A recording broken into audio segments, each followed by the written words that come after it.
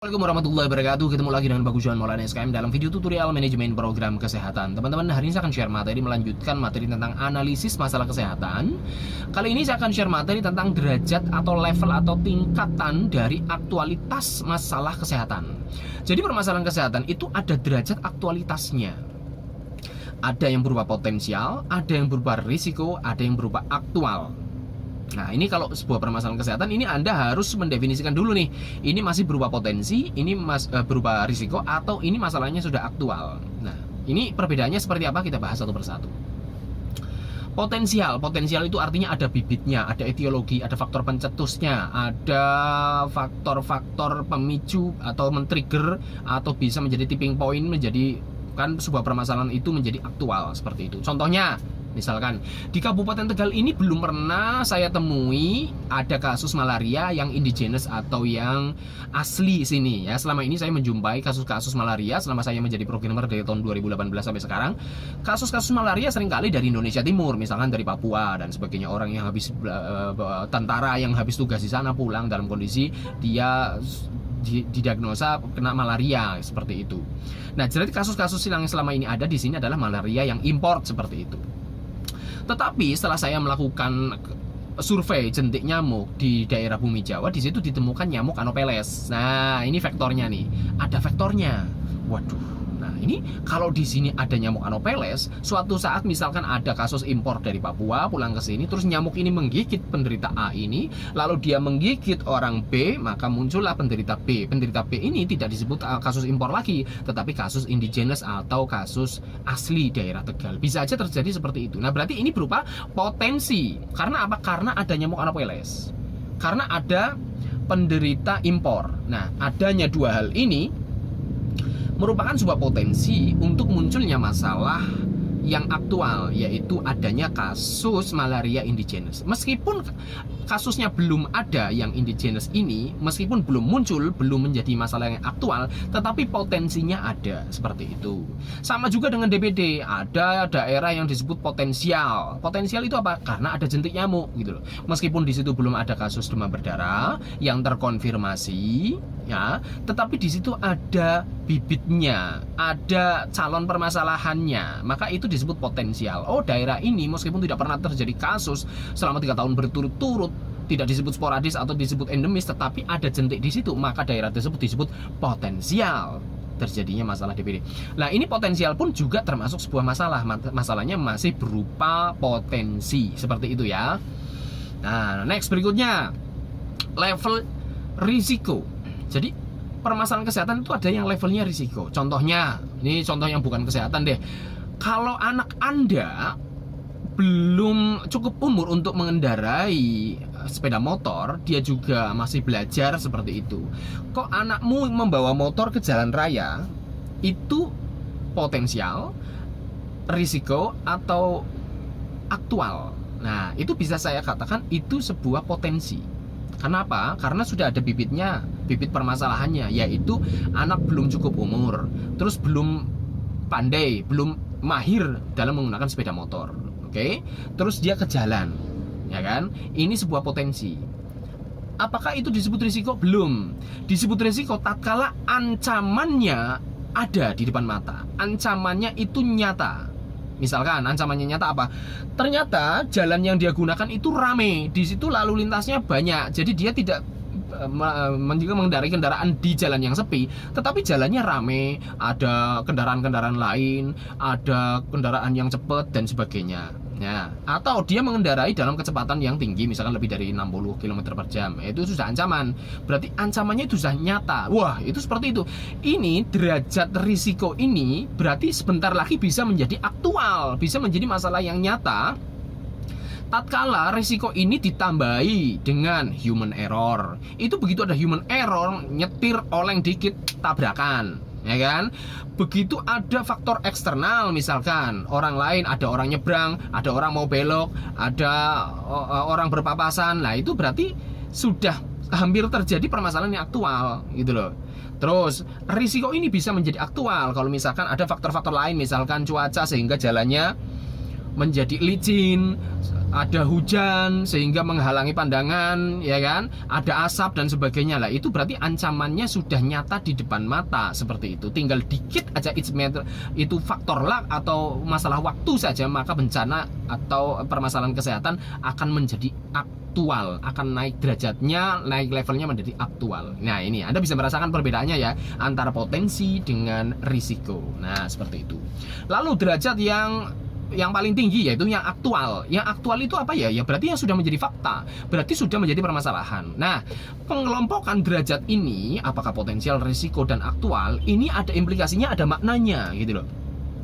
Karena ini ada dimensi waktunya juga. Yang namanya masalah yang aktual berarti itu sudah terjadi. Waktunya kapan? Sekarang. Itu sudah jadi masalah, jadi butuh penanganan segera. Entah itu gawat darurat entah itu gawat tidak darurat, entah itu darurat tapi tidak gawat. Yang jelas itu sudah menjadi masalah dan butuh penanganan segera. Kapan? Sekarang. Masalahnya sudah aktual, berarti detik ini sudah menjadi masalah, sudah menimbulkan kerugian, sudah menimbulkan kesakitan, sudah menimbulkan kematian, sudah menimbulkan keresahan, ya kan? Nah, sudah menimbulkan sebuah kerusakan fasilitas kayak manusianya, kayak sudah berdampak ke sosial ekonomi, kayak bisa seperti itu. Sudah menjadi masalah, maka butuh penanganan kapan? Sekarang. Berarti harus segera gerak sekarang, harus turun sekarang karena masalahnya sudah aktual.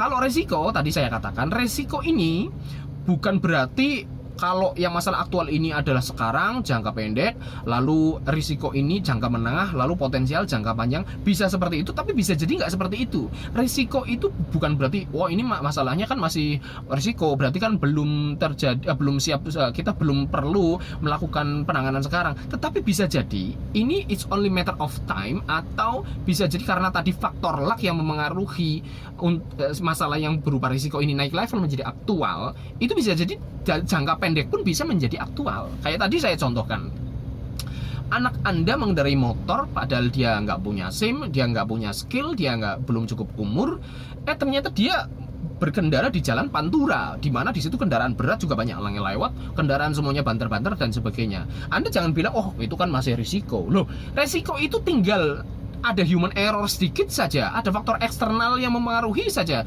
faktor luck saja, itu bisa kecelakaan beneran, Mas. Jadi jangan anggap enteng yang namanya risiko ini, Mas. Risiko dalam sekejap mata ini bisa menjadi aktual. Nah, seperti itu. Misalkan penularan demam berdarah. Wah, ini ada penderita demam berdarah nih misalkan, yang habis pulang dari rumah sakit atau yang sedang dirawat di rumah sakit deh. Nah, berarti di sini ada penderita demam berdarah. Terus di situ ada jentik nyamuk, ditemukan jentik nyamuk. Lah, ini menurut saya ini sebuah risiko.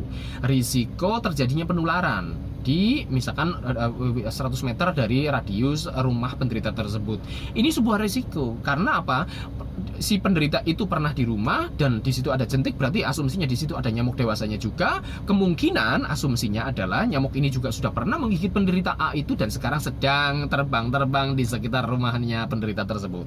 Lah, berarti ini sudah merupakan ada ancaman. Ancamannya sudah nyata, yaitu nyamuk yang sudah pernah menggigit penderita A seperti itu, dan dia siap menggigit penderita yang lain di sekitar rumah penderita A tersebut. Berarti sudah ada ancamannya ini. Sebentar lagi dia menggigit orang lain penderita B, maka dia bisa menjadi penderita baru seperti itu. Ini derajatnya sudah risiko seperti itu. Nah, terus masalah yang potensial. Nah, kalau potensial ini potensial ini memang bisa dalam dimensi waktu ini agak nanti, ya kan? Wah, ini kan baru potensi. Ya, emang kita tidak bisa tidak langsung melakukan tindakan-tindakan untuk menyelamatkan, belum tentu itu diperlukan ya. Misalkan kayak tadi saya contohkan, adanya kita menemukan jentik Anopheles, oke, di Kecamatan Bumi Jawa. Itu sebuah potensi, ya, potensi untuk melahirkan sebuah permasalahan kasus malaria secara endogenous. Oke, tapi lagi-lagi itu it's only matter of time. Adanya faktor-faktor pendukung yang lain datang, faktor penyebab yang lain datang, faktor-faktor pemicu yang lain datang, maka bisa naik derajatnya menjadi risiko. Risiko sekali lagi dalam sekejap mata bisa menjadi aktual. Maka semuanya meskipun ada dimensi waktunya, tetapi ada treatmentnya masing-masing gitu loh ya. Kalau yang aktual tadi treatmentnya berarti harus menolong segera, ya kan? Segera bala bantuan harus segera didatangkan, segera harus tas menyelesaikan permasalahan tersebut karena sudah menimbulkan kesakitan, kematian, kesengsaraan dan sebagainya.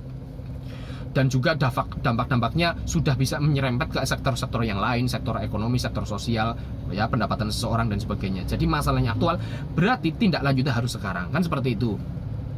Nah, kalau yang risiko ini Anda harus melakukan macam-macam nih yang harus dilakukan nih kalau derajatnya ini sebuah risiko. Berarti gimana ya kalau sudah anakmu nyetir di jalan yang rame, di situ anakmu tidak punya SIM, tidak punya skill mengendarai kendaraan motor dan tidak pakai helm misalkan, seperti itu. Wah, manajemen risikonya seperti apa? Berarti Anda harus melakukan sesuatu untuk menghilangkan ancamannya, karena ancamannya sudah nyata, ancamannya sudah di depan mata, tinggal sedikit saja ada human error, sedikit ada kesalahan, maka menjadi kecelakaan beneran yang aktual. Apa yang harus dilakukan? Jika permasalahan kita berupa risiko, maka kurangi risiko tersebut. Misalkan, risiko tersebut berada pada dia tidak pakai helm, ya sudah, berarti segera kasih helm, kan seperti itu.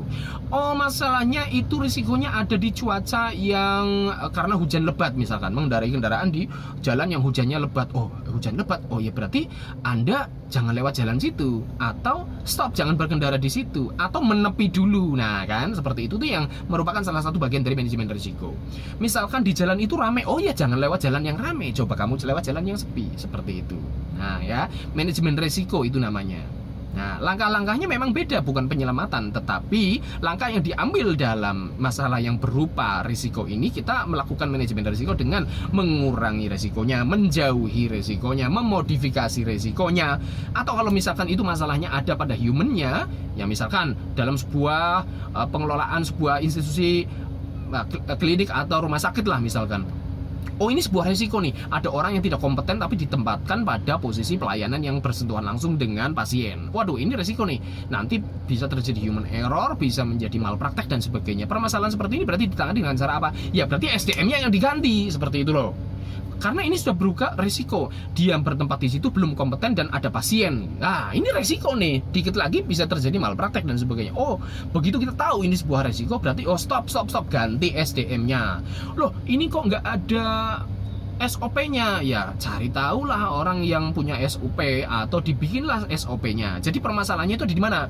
Kalau di orangnya berarti ya yang dimodifikasi adalah orangnya, entah orangnya diganti kayak, orangnya ditukar ya, orangnya dimutasi kayak dan sebagainya. Kalau masalahnya risiko itu ada pada sistemnya, berarti sistemnya didandani kayak, ya kan? Terus misalkan ada di anggarannya, wah ini sudah ancaman dan tidak ada anggaran untuk tata laksana menyelesaikan permasalahan tersebut. Berarti dananya harus ditambah kayak, ya, atau dari yang lain kayak, ngambil dari yang lain, dana emergensi disiapkan kayak, minta bantuan siapa kayak. Nah, itu loh tata laksana manajemen risikonya tuh di situ. Beda ya tadi dengan aktual dengan risiko. Sedangkan kalau permasalahan itu berupa potensial, nah apa nih yang harus kita lakukan? Nah, sekali lagi, potensial masalah ini artinya kalau secara waktu memang beda ya dengan yang aktual maupun risiko. Masih kita memiliki spare waktu untuk melakukan banyak hal. Berarti kita bisa melakukan manajemen risiko dengan waktu yang lebih panjang. Berarti kita bisa melakukan perencanaan pembiayaan. Kita berarti bisa melakukan mitigasi bencana. Kita bisa melakukan pelatihan-pelatihan dulu lah. Kalau dia yang berupa risiko, kita untuk permasalahan yang ada di SDM-nya harus kita ganti segera karena sudah resiko. Tetapi kalau di potensial ini kok belum ada ya pemuda-pemuda yang siaga bencana. Nah, kita bisa melakukan pelatihan-pelatihan pemuda untuk kebencanaan karena waktunya masih panjang gitu kan. Seperti itu. Terus kita bisa melakukan prediksi ke depan. Prediksi ke depan ini kira-kira membutuhkan biaya berapa? Perencanaan biayanya kita bisa melakukan. Apalagi sistem perencanaan biaya kita harus melakukan perencanaannya setahun sebelumnya dan sebagainya. Nah, ini di tahap potensial kita bisa melakukan langkah-langkah tersebut. Jadi beda ya.